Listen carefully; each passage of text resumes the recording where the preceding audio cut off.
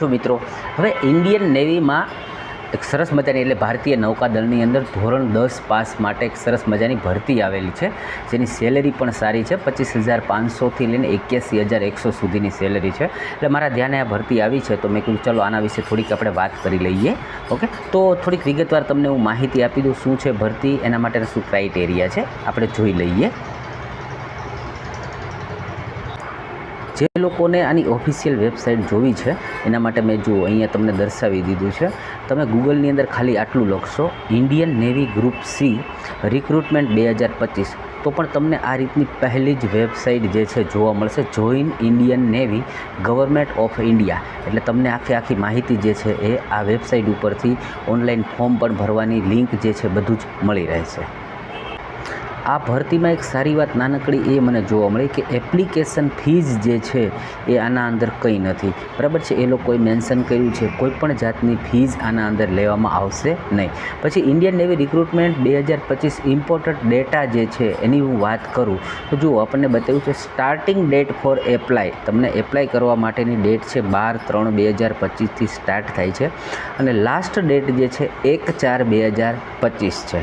Okay, admit card એની date હજી તો આપશે ને, કારણ કે ફોર્મ ભરાશે અને રિટર્ન એક્ઝામ જે છે એની પણ ડેટ હજી આપણને આપેલી નથી. વાત કરી લઈએ સેલેરી માટેની, તો જો અહીંયા તમે જોશો તો તમને બે વસ્તુઓ દર્શાવવામાં આવી છે, બરાબર. આના અંદર કે એક લેવલ 4 છે અને એક લેવલ 1 છે, બરાબર. આ બે વસ્તુઓ બતાવવામાં આવી છે, એને બંનેની સેલેરીઓ જે છે પણ અલગ અલગ છે. જે લેવલ 4 છે એના અંદર તમને 25,500થી લઈને 81,100 રૂપિયા સુધીની સેલેરી છે.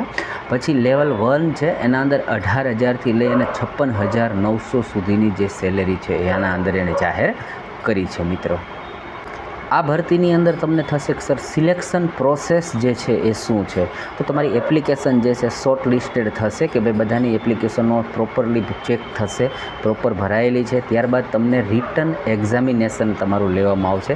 ત્યારબાદ તમારે અંદર કઈ પ્રકારની સ્કિલ છે, બરાબર, એ સ્કિલ અને ટ્રેડ ટેસ્ટ તમારો લેવામાં આવશે.